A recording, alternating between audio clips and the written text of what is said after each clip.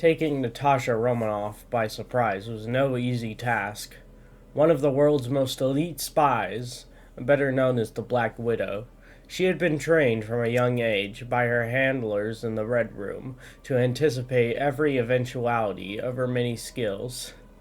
It was the one she took the most pride in, even when the world itself was on the brink of disaster. Nothing nothing ever caught her off guard, at least until today. When she first came to Tokyo, it was on a special mission for the Resistance. She was gathering intel that could help her fellow freedom fighters in their ongoing battle against Victor Von Doom, the tyrannical ruler of Latveria, who had been spreading his iron grip across the world, one country at a time.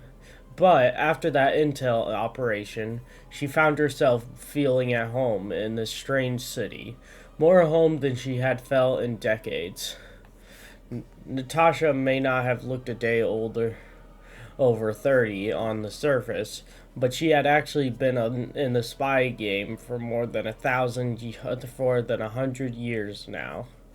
Her prolonged youth and vitality were the side effects of an experimental life-extending serum given to her by the late great Nick Fury. Not quite the Infinity Formula, but still as effective. She had never imagined that she'd live to see the year 2099, let alone still be in the field. But here she was, standing on the rooftop of the Tokyo headquarters of Alchemax, ready to expose the company's greatest secret, whatever it was. Despite having a wide web of reliable contacts feeding her top secret intel, Natasha had no idea what she was about to discover. Alchemax, a major multinational pharmaceutical corporation with far too much power, had more secrets than she could count. Most of them fell under various levels of clearance, labeled from lead all the way up to gold.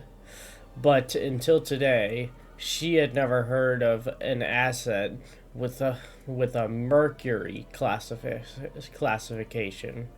But here, somewhere in this building, there was something that was flagged with that rare and mysterious clearance level. And whatever it was, Natasha knew it couldn't be good. Fortunately, getting inside would be easy. Maybe not for the average citizen, or even one of the many web warriors that always seem to be swinging through the cities these days.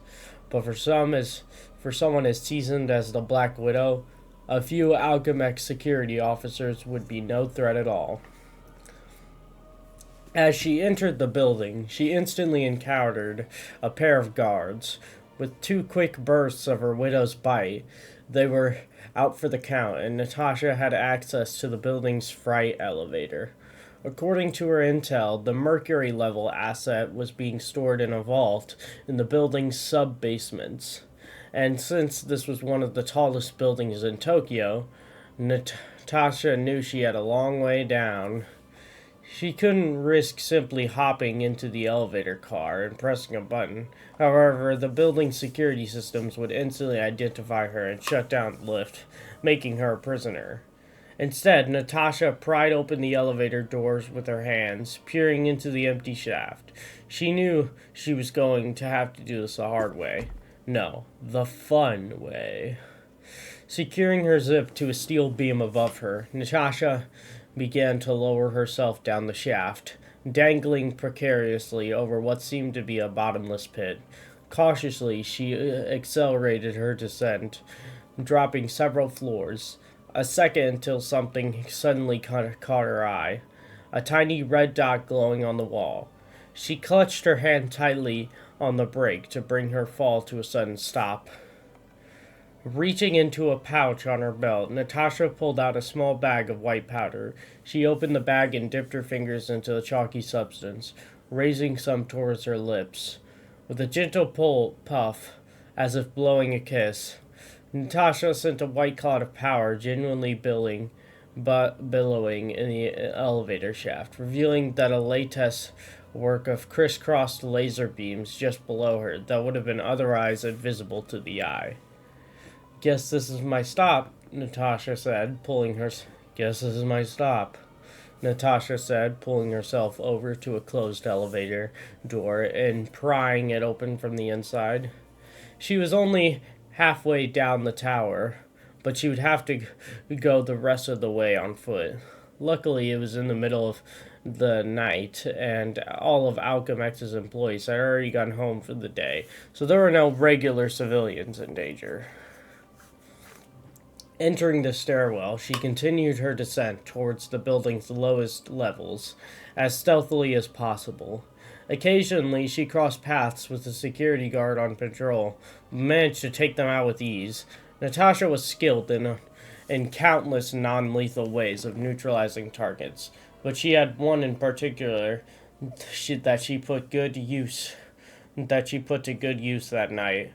A Krakoan neurotoxin given to her by Wolverine that easily incapacitated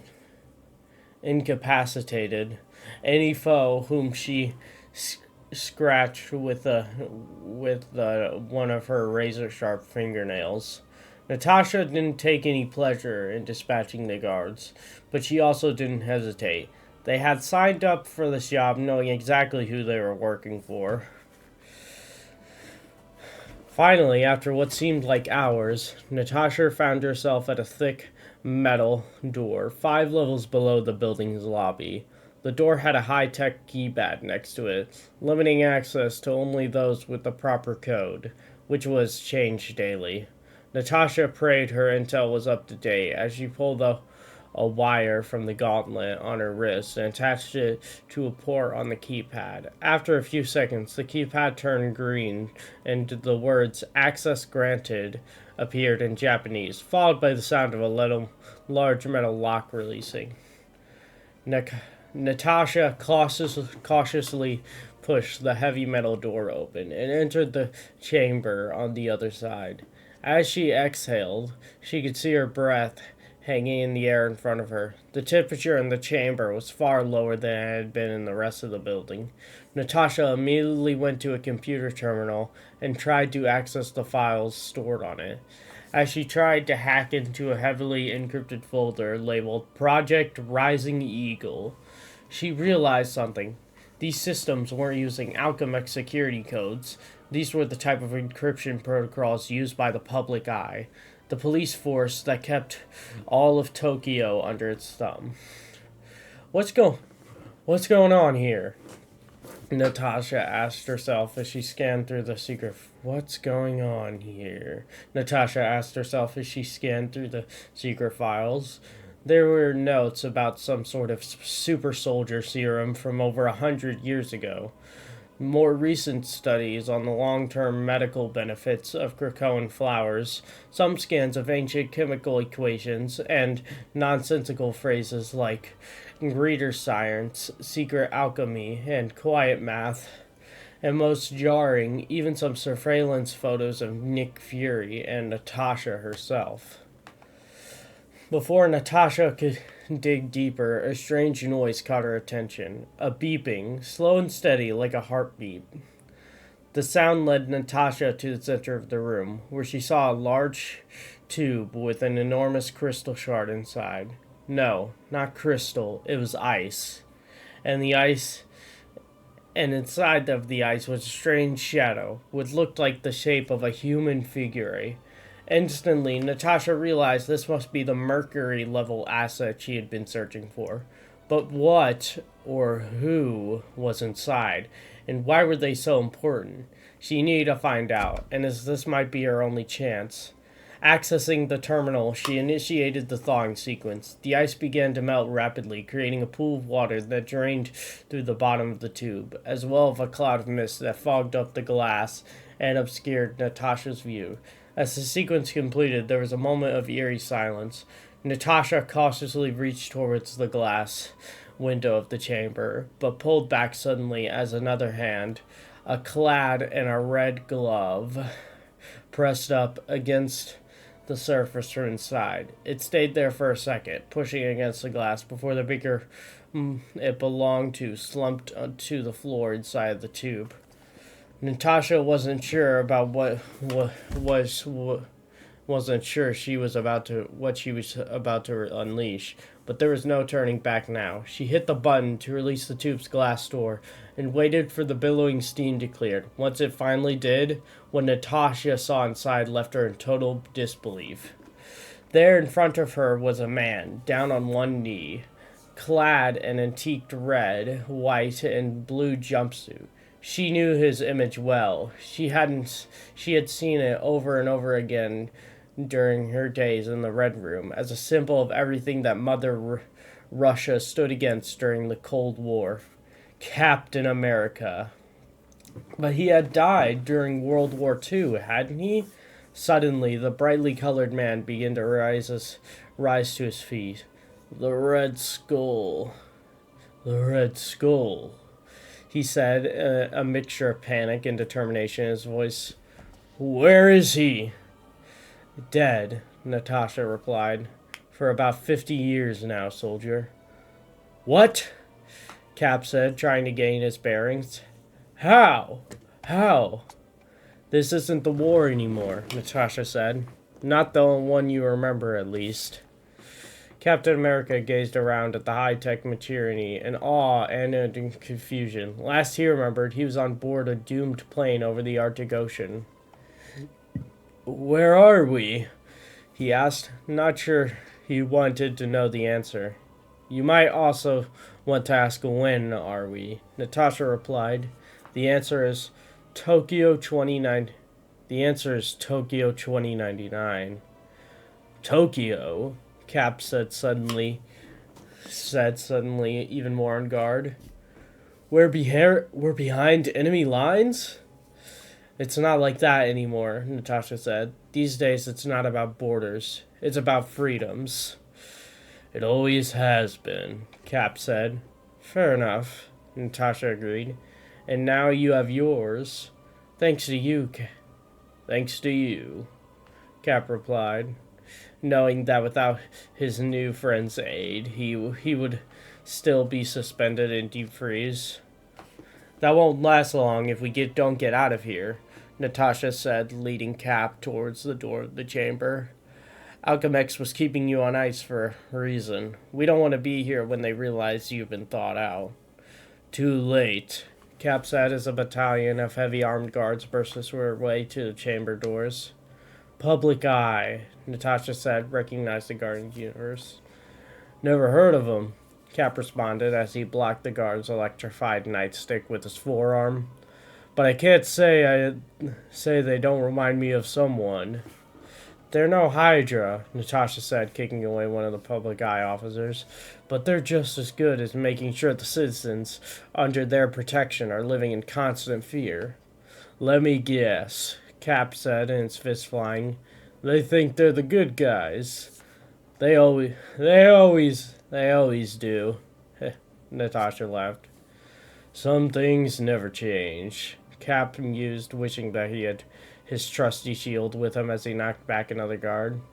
We need to get out of here, Natasha said, fighting her way toward the chamber door. We don't stand a chance against this many of them in such a tight space. Lead the way, Cap said, covering Natasha's back as they made their escape into the stairwell. Captain America and the Black Widow worked their way up the 5 flights of stairs, back to the lobby of the Alchemex building, taking out a constant flow of Public Eye soldiers along the way. The two fought in perfect unison, almost as if they had been partners for years. Though she usually preferred to lurk alone in missions, for once Natasha was glad to have a new ally on her side. As they reached the lobby, leaving a trail of unconscious guards in their wake, they were met by one of the Public Eye's giant mechs, a heavily armed robotic drone used to police the streets of Tokyo and keep descendants in line. Go, Cap said to Natasha. I've got this. No, Natasha replied. We can't risk you falling back into their hands. Cap leapt toward the drone, narrowly dodging a blow from its oversized mechanical fist. He reached up and grabbed a hold of the circular plate of the metal armor on the robot's shoulder, ripping it off with ease. I'll be fine. I'll be fine, Cap said with a smile, holding the disc of armor like a shield. I used to be able to do this all day. Time to find out if that's still true. As Natasha reluctantly raced towards the lobby's main exit, Cap hurled the armored plate at the drone's torso, slicing right through its core circuitry. The mech began to spark wildly. Suddenly, its single eye turned into bright red. Self-destruct protocol initiated, the drone said in its synthesized voice. Well, that's new, Cap said under his breath, realizing the critical mistake he just made. Natasha turned back and rushed to help Cap, but it was too late. The drone erupted in an enormous burst of flame that filled the lobby. Cap leapt on top of Natasha, protecting her from the burst, but the shockwave of the explosion still both hit them both hard. Natasha's vision was blurry as she hit the ground. Moments had passed and she regained her senses. She looked around for the man who had just rescued her from a fiery fate, but he was nowhere to be found. Where had he gone? The answer would have to wait. Sirens were blaring nearby. The public eye was about to bring him back up, and Natasha needed to get as far away as possible.